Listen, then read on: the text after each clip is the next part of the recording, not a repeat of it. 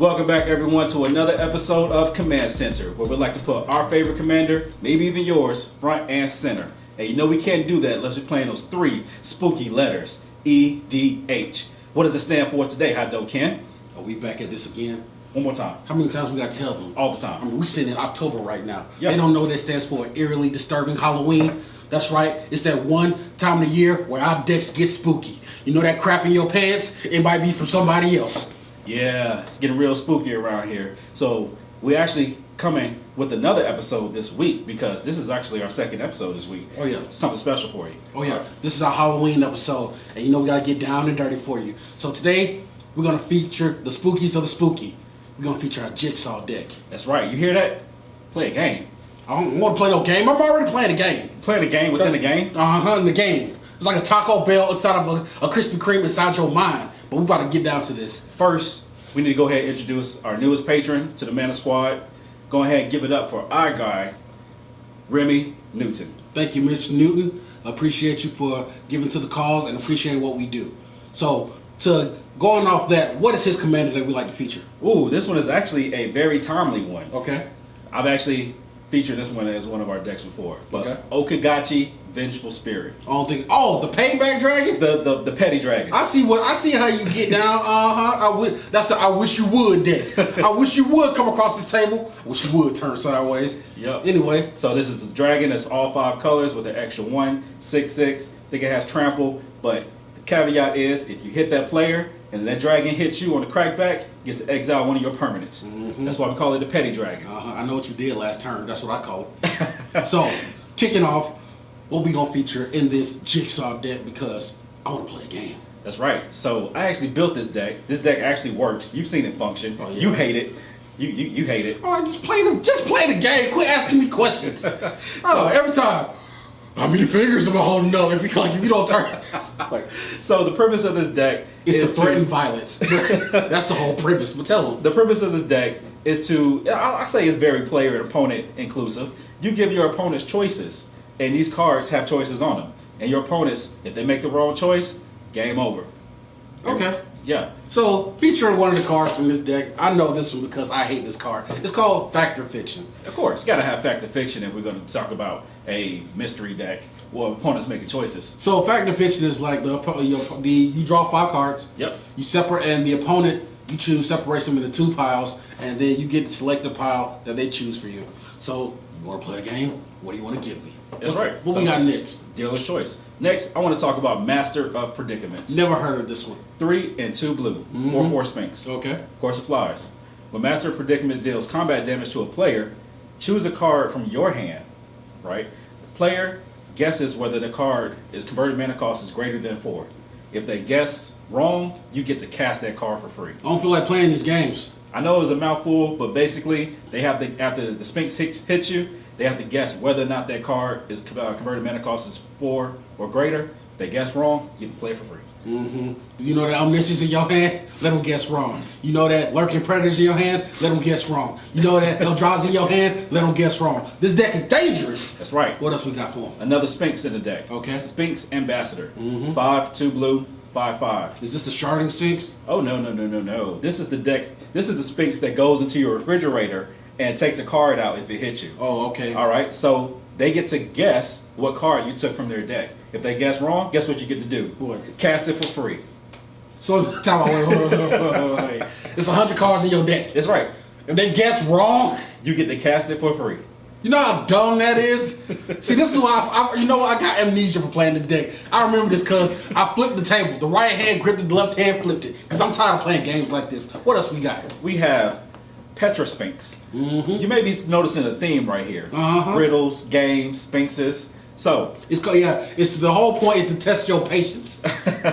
to test your knowledge. Mm-hmm. All right, 2 and 3 white. This 3/4 Sphinx actually does not fly because it's a Petra Sphinx. So Okay. So it threw me off for a while. But tap, target player names a card and then turns over the top card of his or her library.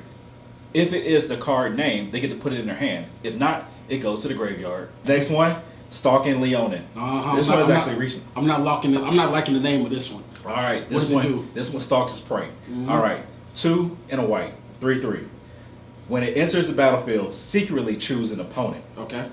Reveal the player you chose. Exile target creature that's attacking you if it's controlled by the player that you chose. You want to play a game? That's right. You want to play? That's right. If I you wish want to would. attack, you want to attack me? Bring it this way. Maybe I chose you. I guess right. You never know. You got to play to find out. That's right. What else we featuring for them? Everyone's favorite scary card.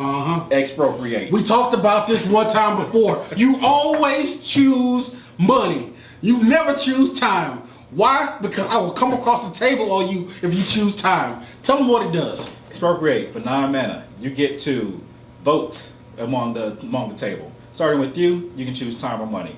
Any votes that are chosen with time get to take an extra turn. Any votes for money, you get to take a permanent from that player. You want to play a game? We want to play a game. What else we featuring? Next one, I think this one is right on the money. Cruel Entertainment. Never heard of it in my life. 6 and a black. Sorcery. Choose target player and another target player. Okay. The first player controls the second player during that player's turn, and the second player controls the other player during their turn. You know how busted that is? That's right out the movie. You making the one cut off his arm, making the other cut off his arm. This game is devious, man. But I like the way you take the ball. What else we featuring? Something else scary. Path Razor of Ulamog. Never heard of it in my life. Yes, you have. Yes, you have. You might have blacked out. So this one is the 11 cost Eldrazi because we got to make it scary. But here's where the choice comes in. When Path Razor of Ulamog attacks, annihilate a 3, baby. Okay. So who's making the choice here? When he attacks, get rid of 3 permanents on your side of the board. Your choice. Also, there's an extra caveat to this. When he attacks, he can only be blocked by 3 or more creatures. See, people, this is exactly why I save up bail money. Because if you play cards like this against me, best believe I'm coming across to the table. I got a good lawyer. He knows me, and he give me 2 to 5 on the real low. What else we got? We have Archfiend of Depravity. Oh, I'm very used to this card. Because it's getting real depraved around here. You smell that? You smell that? It smells dirty. What does that card do? Is a 5/4 demon with a 5 converted mana cost, 3 and 2 black. Of course, it flies. At the beginning of each opponent's end step, they have to sacrifice down to 2 creatures. So again, you're making a choice. Choose which creatures live. Choose which creatures go to the graveyard. You'll need a young priest and an old priest. We summon the demons up in this place. That's how this deck runs. Sharding sphinxes and demons. So next one I want to talk about is Fatal Lore. Never heard of it. This is sorcery for 2 and 2 black. Oh, I'm listening. So target opponent chooses one. Either I get to draw 3 cards. Sounds fair, right? Okay. Or they get to draw 3 cards. Here's a caveat.